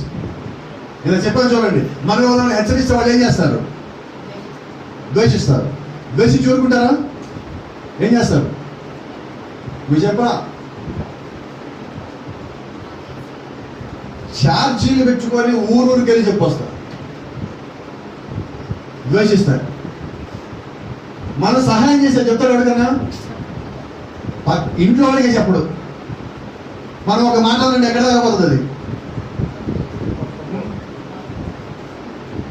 మొత్తం వెళ్ళి వస్తుంది, ప్రపంచం మొత్తం తిరిగి వస్తుంది. దేవుడు దూతకి 1 సెకండ్ 8 సార్లు తిరిగి రాగలడు ప్రపంచం మొత్తం. నాకు తెలిసి ఇంచుమించు అదే స్పీడ్ వెళ్తుంది కూడా. ఈరోజు ఒక మంచి సంగతి తెలిస్తే మనం ఎవరికి ఫోన్ చేసి చెప్పమంటే, ఏదైనా చెడ్డ తెలియదు ఎవరి గురించైనా, వాడు ఎట్టంటే కదా, వీడింటంటే కదా, వాడదంటే కదా, ఇదంటే కదా. అయితే నాకు ఒక అలవాటు ఉన్నది, ఎలాంటి విషయం నా దగ్గరికి వచ్చినా, అది చిన్నది కానీ పెద్దది కానీ, మనం పరిష్కరించేది కాదు ఉన్నప్పుడు అది నా దగ్గర ఆగిపోతుంది. ఇంకో చోటు పోవడానికి ఇష్టపడను. ఆ సందర్భం వచ్చి ఎవడన్నా నన్ను అడిగితే తప్ప, నేను చెప్పాల్సిన అవసరం వస్తే తప్ప అది బయటికి రాదు. ఏంటి కారణం? ప్రవక్త అన్నాడు, నిజంగా ఒక క్రైస్తవుడిగా కానీ అయినట్లయితే నీ దగ్గరికి ఏదైనా ఒక గాసిప్పో, ఒక రూమరో కానీ వచ్చినట్లయితే నువ్వేం చేయాలో తెలుసా? అది నీ దగ్గర నువ్వు ఆపేయాలి అన్నాడు. దాన్ని పెంచి పెద్దలు చేయదంటున్నాడు. కాబట్టి ఇప్పుడు నేనేం చేయాలి? నాలా కొంచెం నేనేం చేయాలి? నేను ఆపేసాను దాన్ని. Praise the Lord. దేవుని నామానికి మహిమ కలుగును గాక. కాబట్టి నిజంగా మనం దేవుని వాక్యాన్ని ప్రేమించే వాళ్ళమైతే రూమర్లుగా నా దగ్గరికి వస్తే నేను చేయాలా? ఆపేయాలా? గాసిప్ వస్తే నేను చేయాలా? అలాగే ఎవరన్నా తప్పుగా ఉండి నా దగ్గరికి వస్తే ఏం చేయాలి? హెచ్చరించాలా, గద్దించాలా, సరి చేయాలా. కాబట్టి నేను నా డ్యూటీ 2 విషయాల్లో చేయాలి. అది తప్పుడు ప్రచారం అనుకోండి, తప్పుడు న్యూస్ అనుకోండి, నేనేం చేయాలి? ఆపేయాలి. అది నిజంగానే తప్పుగానే ఉన్నది, నా దగ్గరికి వచ్చింది, ఇప్పుడు నేనేం చేయాలి? అది తప్పుడు న్యూస్ అని తెలిసి నేను కానీ స్ప్రెడ్ చేశానంటే ఆ తప్పు దోషం నా మీద ఉంటుంది. రైట్? ప్రజలు ఒకవేళ అది తప్పు అని తెలిసి కూడా నేను కానీ ఏమి చెప్పకపోతే, దాన్ని సరి చేయకుండా ఇది నాకెందుకులే, నాకు సంబంధం లేదులే అని కానీ నేను అక్కడి నుంచి వెళ్ళిపోయినట్లయితే ఆ దోషం ఎవరి మీద ఉంటుంది? ప్రజలు ఈరోజు చాలా సంఘాలు మనం చూస్తున్నాం, సంఘ కాపరికి విశ్వాసానికి ఎడముంటుంది, డిస్టెన్స్ ఉంటుంది. కొన్ని సంఘాల్లో ఏకంగా ఏంటంటే పాస్టర్ గారికి ఏమైనా చెప్పాలంటే పాస్టర్ గారు ఏంటికి పోదండి, ఎవరికి పోవాలా? మధ్యలో ఒక దళారి ఉంటుంది, పాస్టర్ గారు భార్య ఉంటుంది. పాస్టర్ గారి భార్య దగ్గరికి పోవాలి, వెళ్ళిపోయిన తర్వాత పాస్టర్ గారి దగ్గరికి పోతాం. ఇదే క్రమం ఇది? ఎవరు చెప్పారు ఈ క్రమం? ఎక్కడి నుంచి వచ్చింది ఈ క్రమం? గొర్రెల కాపరికి గొర్రెలకి మందకి మధ్యలో ఎవడన్నా ఉంచాడా? ఉండడండి. ఎవరు ఉండడు. ఇదే క్రమం ఎక్కడి నుంచి వచ్చింది? ఇక్కడ ఇంతమంది ఉన్నారు. మీరు ఎప్పుడన్నా ఫోన్ చేయాలనుకుంటే నా ఫోన్ చేశారా? ఎప్పుడన్నా మా మిస్సెస్ ఫోన్ చేశారా? దాదాపుగా అనుకుంటా, ఎవరికి తెలియదు మా మిస్సెస్ ఫోన్ నెంబర్. ఒకరు అడిగినా కూడా అమ్మంటది, నాకు ఫోన్ మీకు ఎందుకని వదిలేసేయండి. ఆమె ఇంటికి వచ్చిన వాళ్ళకి చూసుకోవటమే ఆమె యొక్క డ్యూటీ. సంఘంలో పరిచయ విషయంలో ఆమె ఏం చేయాలనుకుంటుందో, ఆమె చెప్పబడిన పని చేయడం ఆమె యొక్క డ్యూటీ, ఆమె యొక్క బాధ్యత. ఆమె ఒక బాధ ఉంటే ఆ బాధ చెప్తుంది. ఇదిగో నాకు పలానా వాళ్ళ పట్ల బాధ ఉన్నది, నేను ప్రార్థన చేస్తున్నాను, కూడా ప్రార్థన చేయాలని అంతవరకు చెప్తుంది. అంతేగాని సంఘము నడిపే విషయంలో ఆమె యొక్క వ్యవహారం ఎంత మాత్రం ఉండదు. ఎందుకంటే దేవుడి యొక్క సంఘ క్రమం అనేది, ఆ క్రమము నేను తప్పిపోవడానికి వీలు. ఎక్కడైతే సంఘ క్రమము లేదో నిశ్చయంగా నేను చెప్తాను, అది దేవుడి యొక్క సంఘము కానే కాదు. రెండు విషయాలు గమనించండి. కాపరికి భార్య లేకుండా ఉండడం తప్పైతే, కాపరి భార్య ఉండి కాపరిని పక్కన పెట్టి సంఘముల వ్యవహారాలు మొత్తం చూస్తుంటే అది వర్తమాన సంఘము కానే కాదు. రెండు గమనించండి. ఒకటేమో కాపరి లేకుండా సేవ చేసే వర్తమాన సంఘము కానే కాదు. రెండోదేమో కాపరి కలిగి ఉండి కాపరి యొక్క భార్య మొత్తం అని చక్క పెడతా ఉందంటే అది దేవుడి సంఘమా? కాదు. స్త్రీ కింద నడిచే సంఘమా? ఇప్పుడు స్త్రీ బాధ కింద మనం ఉన్నామా? లేదండి. ఏ బాధ కింద మనం ఉన్నాము? ప్రభువైన యేసుక్రీస్తు బాధ కింద మనం ఉన్నామండి. స్త్రీ మనకి బోధించటంలా. బైబిల్ చెప్తుంది ఏకపత్ని పురుషుడే ఉండవాలి. ఇప్పుడు ఎవరు కాపరై ఉండాలా? పురుషుడు కాపరై ఉండాలా? ఎంతమంది భార్యలు కలిగి ఉండాలా? ఒకటే భార్యను కలిగి ఉండాలా? ప్రజలో అదే కొంతమంది వాక్యాన్ని వారికి అనుకూలంగా మార్చుకోవడం చేత ఈరోజు వర్తమానము బయట నవ్వులు పాలవుతుందండి. అయితే చెప్తాను, ఎప్పటికీ వర్తమానం అవమానపడదండి. వర్తమానాన్ని చెరపడానికి వచ్చిన వాళ్ళే అవమాన పాలవుతారు, కానీ వర్తమానం ఎప్పటికీ స్టాండర్డ్ గా నిలబడి ఉంటుంది. దేవుళ్ళ నుంచి వచ్చినదైతే అది స్థిరంగా ఉంటుంది, మనుషుల నుంచి వచ్చినదైతే అది ఉండదు. ప్రవక్తలో చూడండి, ఇక్కడ I have got a ministry, నాకు ఒక పరిచయం ఉంది. నేను మీద అదే మాట చెప్తాను. నేను ఇంకొక విమర్శ చేసే ముందు నాకు ఒక సంగతి తెలియాలి, నాకు కూడా ఒక పరిచయం ఉంది. Amen. And lost before me yet, and knowing that someday at the judgment bar I am going to answer for these things. నాకు ఇవ్వబడి ఈ పరిచర్యలో నేను ఏదైతే చేశానో ఏదైతే చేయలేదో వీటన్నిటి నిమిత్తము పరలోకంలో తీర్పు దినమున అక్కడ నుంచోబెట్టినప్పుడు నేను కూడా వారికి సమాధానం ఇవ్వవలసి ఉన్నది. అంటే నా డ్యూటీ నాకున్నదా? నా రెస్పాన్సిబిలిటీ నాకున్నదా? నా తీర్పు నాకున్నదా? అలాగే ఇక్కడ ఉన్న మీ అందరికీ కూడా మీ కుటుంబాలని సక్రమంగా పోషించినప్పుడు పురుషుని వారు ముందు అక్కడ లెక్క అప్పచెప్పాల్సిందే. ప్రతి పురుషుడు కుటుంబాన్ని పోషించాల్సిందే. అలా పోషించకుండా ఉన్నప్పుడు అక్కడ లెక్క అప్పచెప్పాల్సిందే. అలాగే మన కుటుంబంలో ఏదైనా తప్పు కానీ దోషము కానీ పాపము కానీ క్షమించడానికి పాపము కానీ జరుగుతూ ఉన్నప్పుడు నేను కానీ హెచ్చరించకపోయినట్లయితే ఆ తీర్పు దినమున నేను లెక్క అప్పచెప్పాల్సిందే. నేను నా కుటుంబంలో ఏం జరుగుతున్నా కానీ నాకెందుకులే, నేను బాగున్నాను, నేను సరిగా ఉన్నాను, నేను క్రమంలో ఉన్నాను అనుకుంటా వెళ్ళిపోతాను ఉన్నానంటే పరలోకంలో నేను యేసుక్రీస్తులో కూర్చోగలనా? ఎందుకని నేను కరెక్ట్గా ఉన్నా కదా, నేను కరెక్ట్గా ఉన్నా కదండి. అర్థమవుతుందా మీకేం చెప్తున్నాను అంటే? ఏం చేయాలి ఇప్పుడు? నేను కుటుంబ యజమాని అన్నవాడు కుటుంబాన్ని మొత్తం సరిగా నడపాలి. గతంలో కూడా చెప్పా, కుటుంబాన్ని పోషించిన ఒక వ్యక్తి లేదా కుటుంబంలో పోషణ చేయని యజమాని ఆ కుటుంబం మొత్తం నా మాట వినాలని కోరుకోవచ్చా? కరెక్ట్గా వచ్చాను. Thank you. ఒక కుటుంబం అన్నది భర్త, భార్య, పిల్లలు ఉన్నారు. ఇప్పుడు భార్యని పిల్లల్ని ఆయన సంపాదించట్లా, పోషించట్లా, రైట్? ఇప్పుడు ఈ భార్య ఆయన మాట ఉంటుందా? మీరే చెప్పాలి, గట్టిగా చెప్పాలి సమాధానం. ఎందుకని వినదంటారు? నువ్వు నన్ను పోషించట్లేదు కాబట్టి వాడు ఎందుకు వినదంటది. రైట్. ఇప్పుడు ఈయన ఏం చేస్తాడు? ఈయన ఒక బోధ తయారు చేసుకుంటాడు. ఏంటి తెలిసి బోధ? స్త్రీ పురుషుడి మాట వినాలి. వింటున్నారా? స్త్రీ పురుషుడికి వ్యతిరేకంగా తిరగబడకూడదు, కాపరికి వ్యతిరేకంగా తిరగబడకూడదు, భర్తకి వ్యతిరేకంగా తిరగబడకూడదు. కాబట్టి ఏం చేయాలి?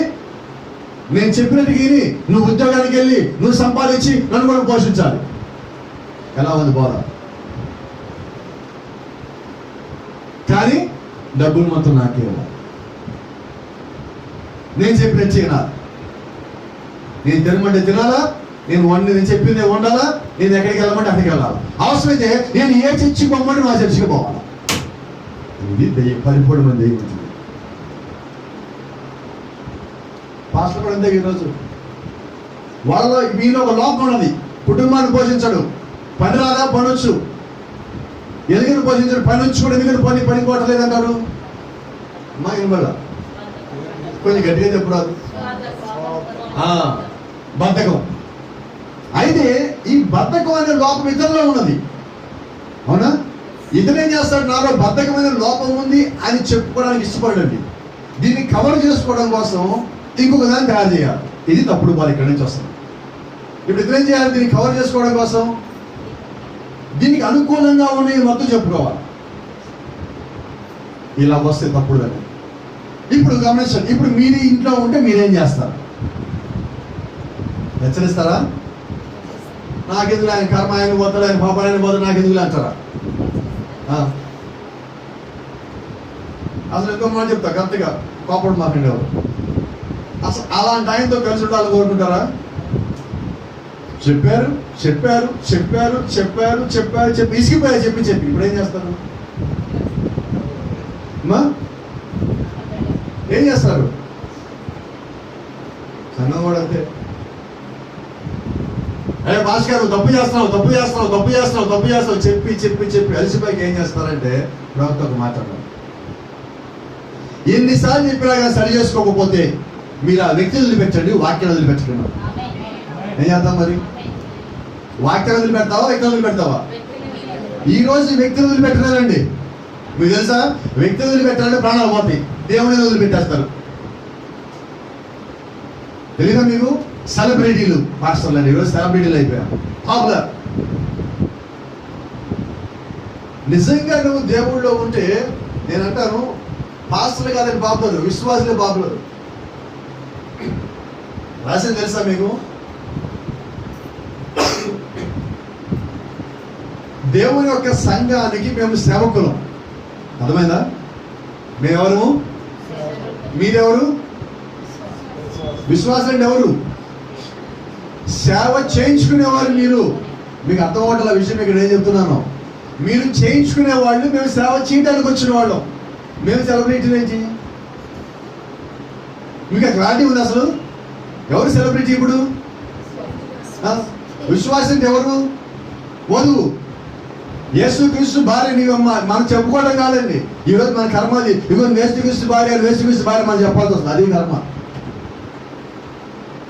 ఎవరు చెప్తారా?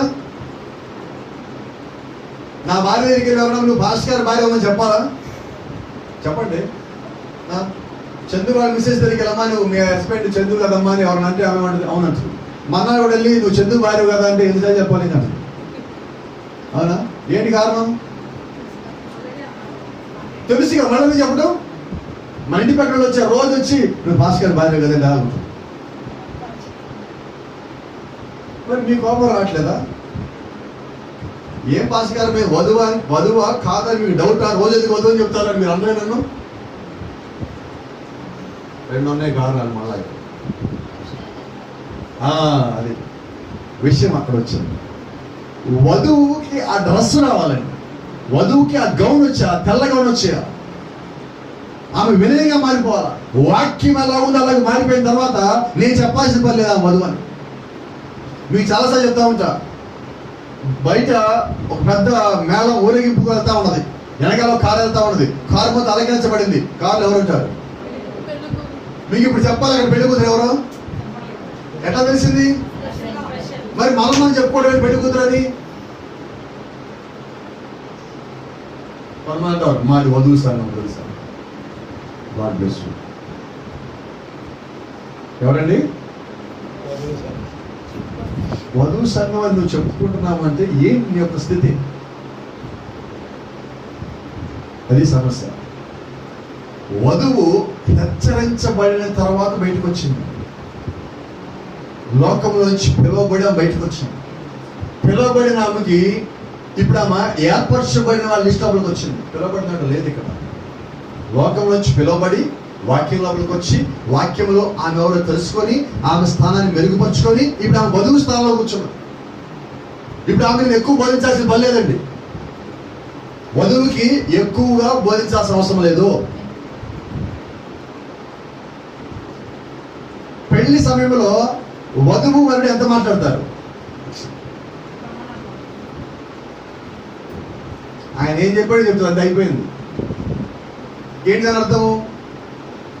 అబ్బాయిని చూడటము, నచ్చటము, మాట్లాడుకోవటము, అంగీకరించడము, ఒప్పుదల చేసుకోవడము, నిర్ణయం తీసుకోవటము, రెడీ అవ్వటము మొత్తం అయిపోయి అక్కడికి వచ్చింది.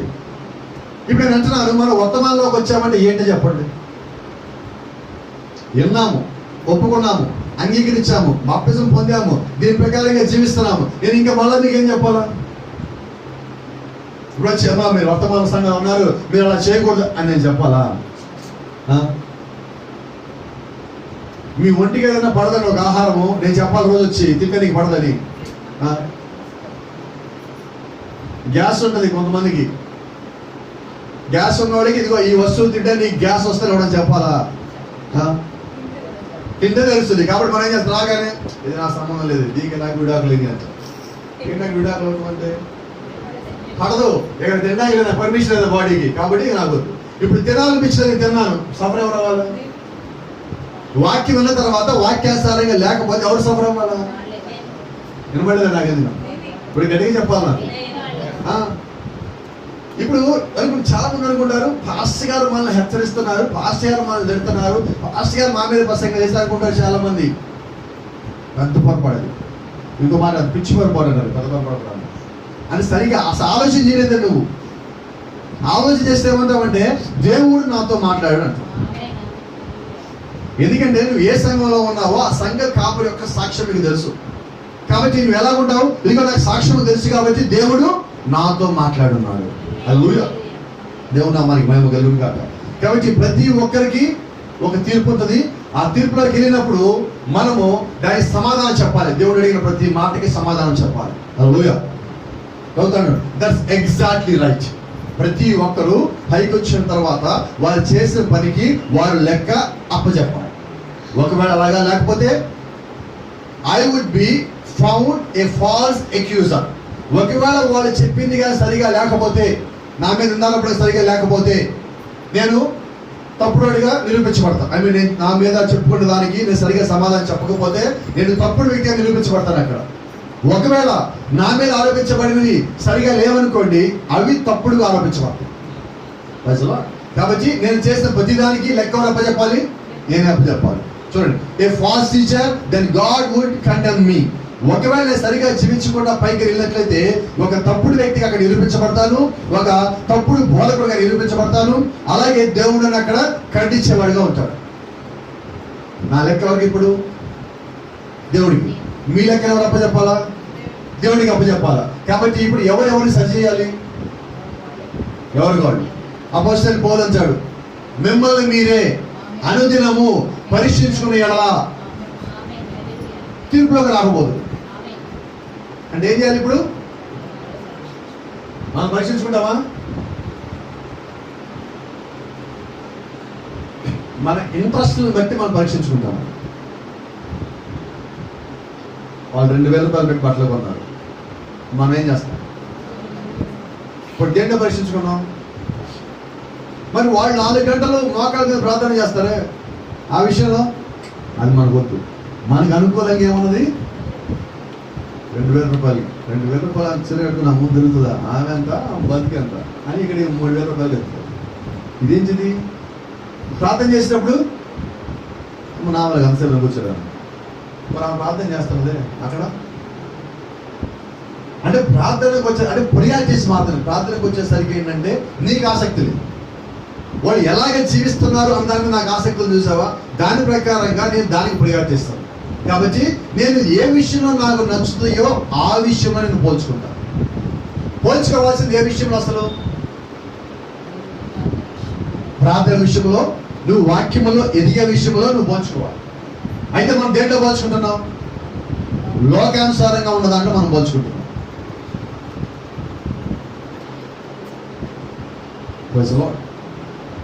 But if I do know the truth of these things and don't tell you, he will condemn me, then sure enough. ఒకవేళ మీరు ఇటువంటి తప్పులన్నీ చేస్తా ఉన్నప్పుడు అవి నాకు తెలిసి నేను గారు మీకు చెప్పకపోతే ఖచ్చితంగా దేవుడు నన్ను దండిస్తాడు.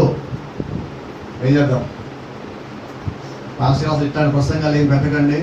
ఎంతసేపు మా ఊళ్ళలో సంఘాలు ఉంటాయి, నువ్వు దీవించబడతావు, నువ్వు ఆశీర్వదించబడతావు, నువ్వు మేడ మీద మేడ కొంటావు, నువ్వు పక్క నీళ్ళు కొంటావు, నగల మీద నువ్వు నగలు కొంటావు. ఈ ప్రసంగాలు చేయండి పాస్టర్ గారు, సంఘాన్ని నిండిపోతుంటారు. ఏం చేద్దాం? వాళ్ళు చెప్పిన మాట ఏంటి? ఇప్పుడు ఏం మాట అక్కడ చెప్తున్నది? ఆ మాటకి అర్థమైంది. దేవుడు యొక్క ప్రవక్త అక్కడ అంటున్నాడు, నేను సరిగా కానీ జీవించకపోయినట్లయితే నేను దానికి లెక్క అప్పచెప్పవలసి ఉన్నది. నేను సరిగా కానీ నాకు తెలిసి కూడా నేనుగా చెప్పకపోయినట్లయితే దానికి లెక్క అప్పగించవలసి ఉంది. కాబట్టి ఇప్పుడు నేనేం చేయాలి? పైకి లెక్క అప్పచేయడానికి రెడీ అవ్వాలా, కింద ఉండి సరి చేసేవాడు నేను ఉండాలా? చెప్పాలి మనం.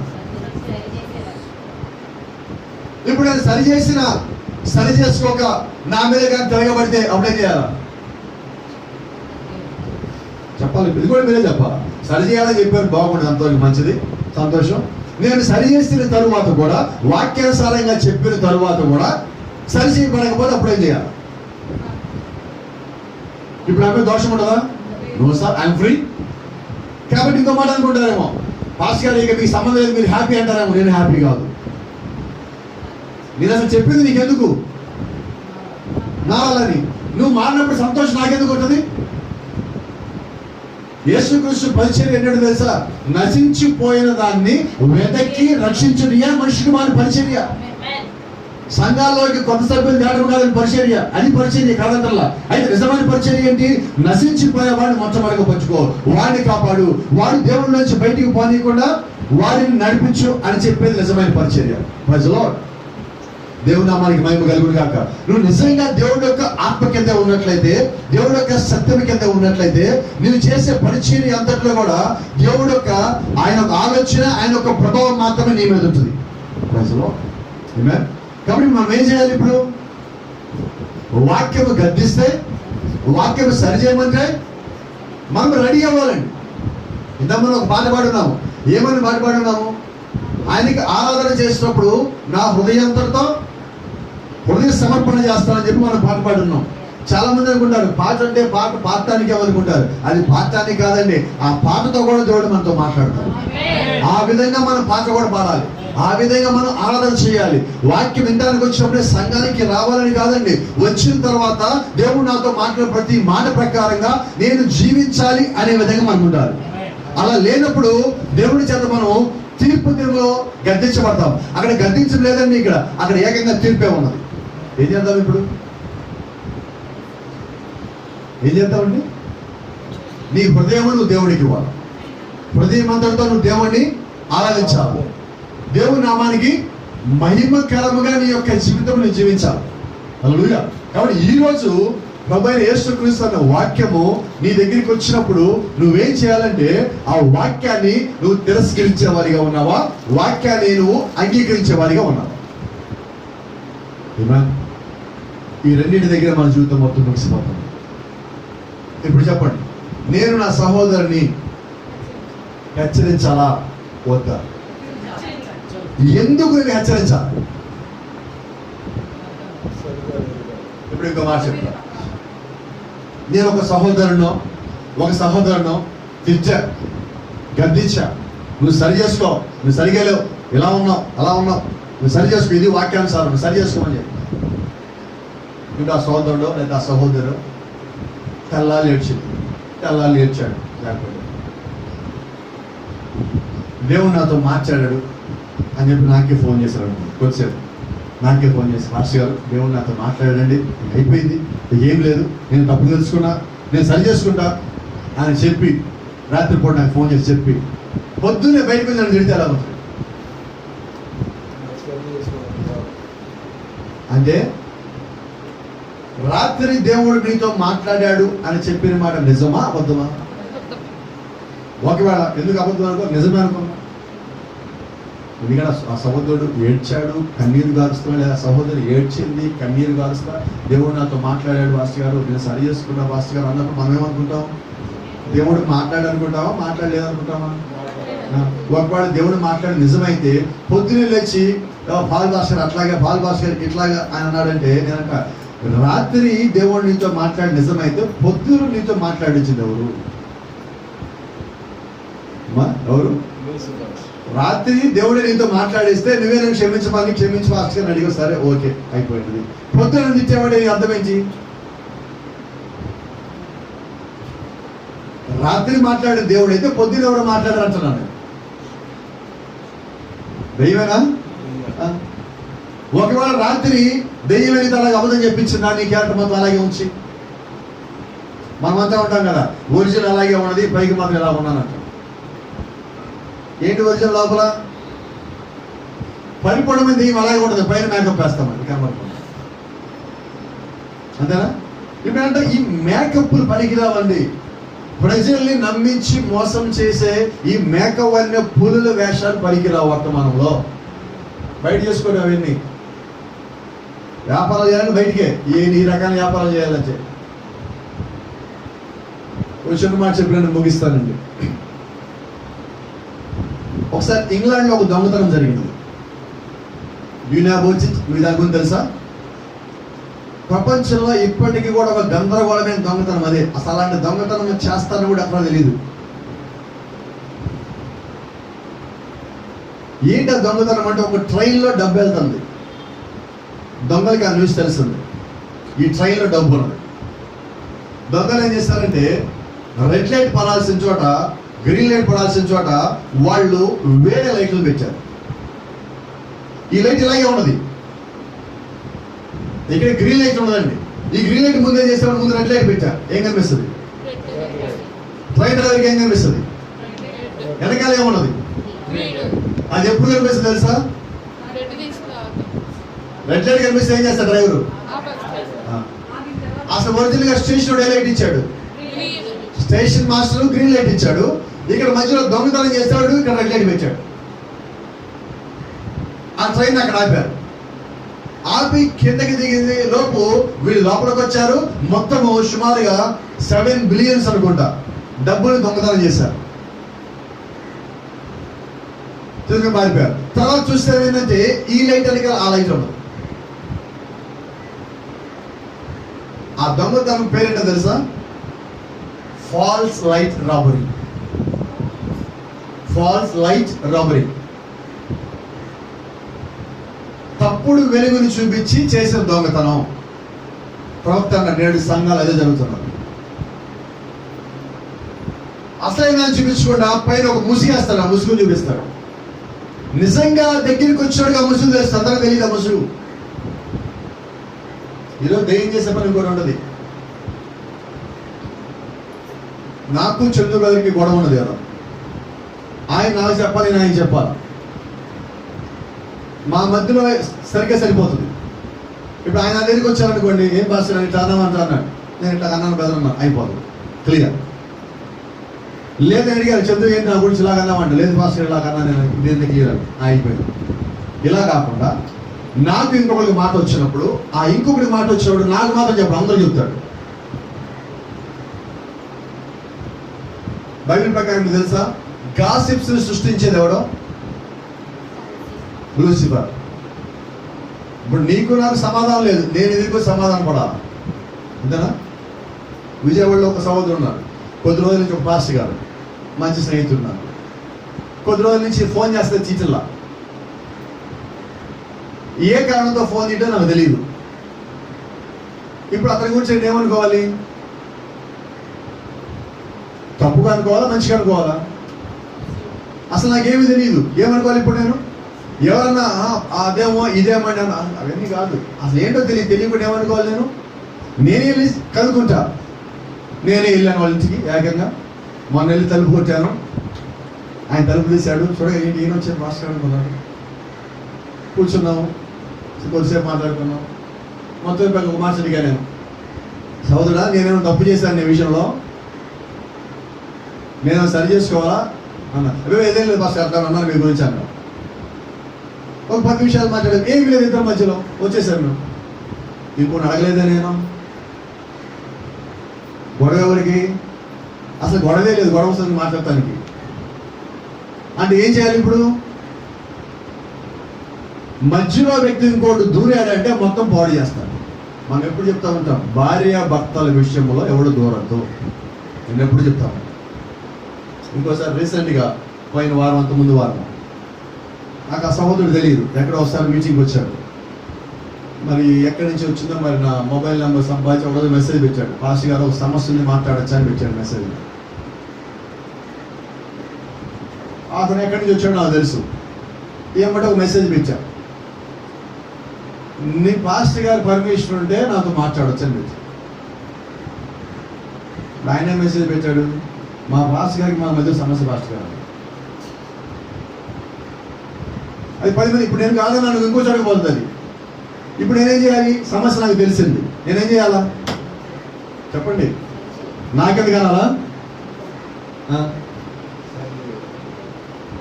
ఏం చేయాలి? ఇప్పుడు నేను నా దగ్గరికి వచ్చిందండి, ఇప్పుడు నేను కాదని ఇంకో చోటకి పోతుంది. ఎక్కడికి పోతే కూడా నాకు తెలుసు. ఇప్పుడు నేనేం చేయాలి? నిజంగా నాకు తెలిస్తే నేను అక్కడ దాపేయాలి. అప్పుడు ఆ సహోదరులు పిలిచా, వాళ్ళు మంచి ప్రేమ కలిగిన వాళ్ళు, మంట కలిగిన వాళ్ళు. అందుకని కూర్చోబెట్టి చెప్పా, అయ్యా ఇది మీకు మీ సేవకుడికి మధ్యలో గొడవ, అంటే భార్యకి భర్తకి మధ్యలో గొడవ. నేను రాను, దీంట్లో వేలు పెట్టడం. అయితే మీరు అడిగిన దాంట్లో కొన్ని సరిగా లేవు, కొన్ని మీరు అడగడానికి వీలే లేదు, కొన్ని ఉన్నాయి సరిగానే ఉన్నాయి. అయితే అడగాల్సిన విధానం ఇది కాదు, మొత్తం చెప్పు. అయితే మీ పాస్టర్ గారి గురించి మీరు ఎక్కడ తప్పుగా మాట్లాడండి, ఆయన గురించి ఎక్కడ చెప్పద్దు. ఆయన సంఘం మీరు బయటకు వచ్చేసామంటున్నారు కాబట్టి ఆ సంఘస్థులు ఎవరిళ్ళకి వెళ్ళి ఆయన గురించి మీరు తప్పుగా చెప్పొద్దు. ఇప్పుడు ఏం చేసాను? నేను చేసిన తప్ప రీటో చెప్పదు. వినబడలే నాకు, తప్పేనా? మన సంఘం కాదు కాదు, చేయొచ్చా? మన సంఘం కాదు కదండి, చేయొచ్చా అంటున్నా. నాకు ఈ రోజు కూడా అర్థం కాదు, ఒక పెద్ద సమస్య ఉన్నది, కన్ఫ్యూజన్ నాకు ఎప్పటికి కూడా. నేను బాప్టిజం పొందా, నేను పొందిన బాప్టిజం ఎక్కడి నుంచి వచ్చింది? నాకు ఇచ్చిన పాస్టర్ గారి దగ్గర నుంచి వచ్చిందా, దేవుడి దగ్గర నుంచి వచ్చిందా? మరి మీరందరూ తీసుకున్న బాప్టిజం ఎక్కడి నుంచి వచ్చింది? అవునా? ఇప్పుడు నేను ఎలాగంటే నేను నీకు బాప్టిజం ఇచ్చా అంటే అర్థం ఏంటి? నేను బాప్టిజం ఇచ్చా ఆయన తీసుకుపోయాడు అంటాడు ఒకడు. ప్రపంచంలో ఏ సంఘంలో నుంచి అయినా కానీ మా సంఘం నుంచి బిలీవర్ పోలేదు అన్నది నాకు చూపించండి. యేసుక్రీస్తు సంఘం నుంచి కూడా బిలీవర్స్ పోయారండి, 55 మంది వెళ్ళిపోయారు. అంటే ఇప్పుడు యేసుక్రీస్తు సరైన పాస్టర్ గారు కాదా? 70 మంది శిష్యుల్లో యేసుక్రీస్తు ప్రత్యక్షత గురించి మాట్లాడగానే 58 మంది వేసి అక్కడి నుంచి వెళ్ళిపోయారు. మరి ఇప్పుడు సరైన సంఘం కాదా? సరైన సంఘమే. అది బిలీవర్స్ పోలేదా? పోయారు. అయితే నిజంగా యూదా లాంటి వాడు ఉన్నారు, వెళ్ళిపోయిన వాళ్ళలో నిజంగా ఉండి వెనక్కి మళ్ళీ తిరిగి వచ్చిన కూడా ఉన్నారు. సో ఎవరిని విమర్శించేది లేదు, వారి యొక్క జీవితము పైకి వెళ్ళాక లెక్క అప్పు చెప్పాలి. అలాగే మన సంఘాల నుంచి కూడా కొంతమంది బయటికి వెళ్ళారు, వెళ్ళలేదా? నా మీద ప్రేమ కలలేదు మీరు అనొచ్చాము, నాకు తెలుసు, కాబట్టి వెళ్ళారంట నేను. అయితే ఇప్పుడు ఎలినోడి మీద ఎన్ని ప్రసంగాలు జరిగినాయి ఇప్పుడు దాకా? జరిగినాయా? ఎందుకని అంటారు? నేను ఎప్పుడు బాధపడాలి?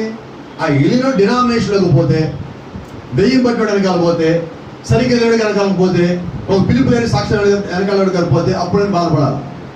అదే ఇంకొక వర్తమాన సంఘానికి పోతే ఎందుకు బాధ? సంతోషం. ఇంకా కాబట్టి దీని అర్థం ఏంటి? నువ్వు నిజంగా దేవుని యొక్క వాక్యాన్ని నేను ప్రేమించేటట్లయితే నేను నా సంఘము ఉండదండి, దేవుని సంఘము.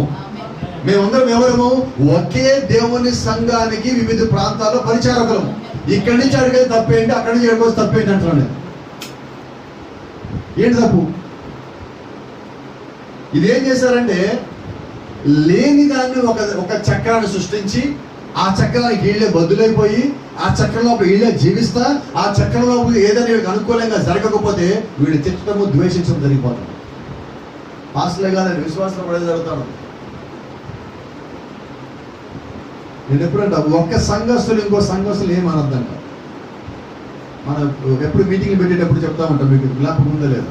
చాలా చాలా బయట సంఘాల నుంచి వస్తారు, మేము ఇలాగ అంటారు, మీరు ఎవరు మాట పెట్టుకోమాకండి, మీ పనులు మీరు చేయడం చెప్తాం. ఇప్పుడు నుంచి 2012 నుంచి చెప్తున్నాం అదే మాట.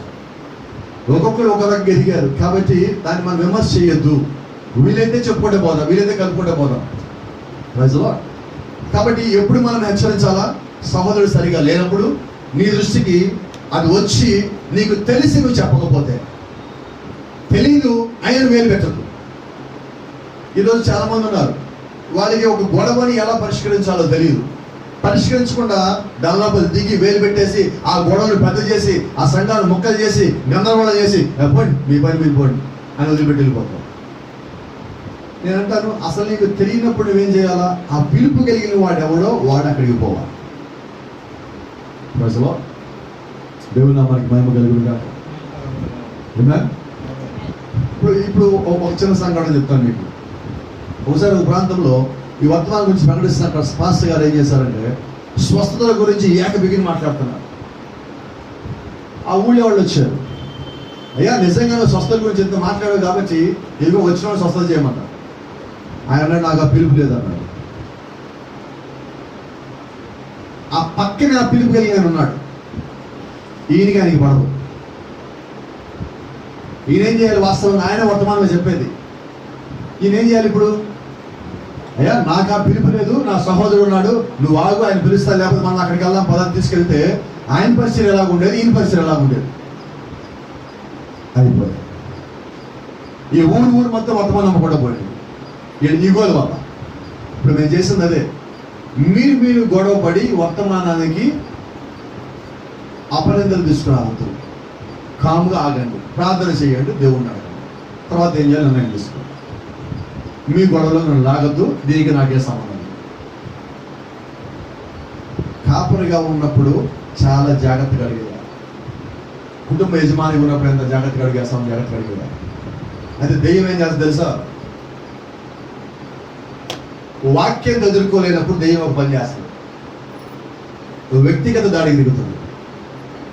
ఒక నింద, ఒక అపవాదం మన మీద వేసి మనం ఒక తప్పుడులాగా క్రియేట్ చేయడం కోసం ప్రయత్నం చేస్తాం.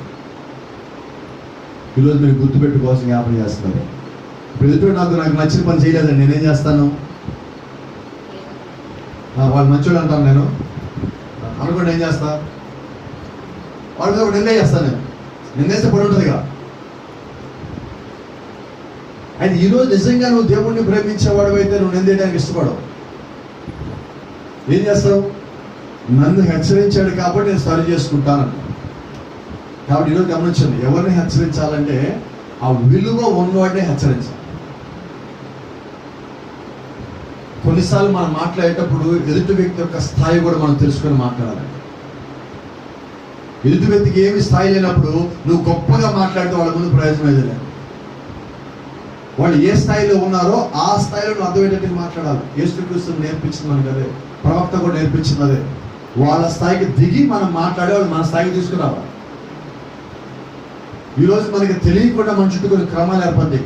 ఆ క్రమాలు ఏవి బైబిల్ లేవండి, ఆ క్రమాలు ఏవి ప్రవక్త చెప్పింది లేదు.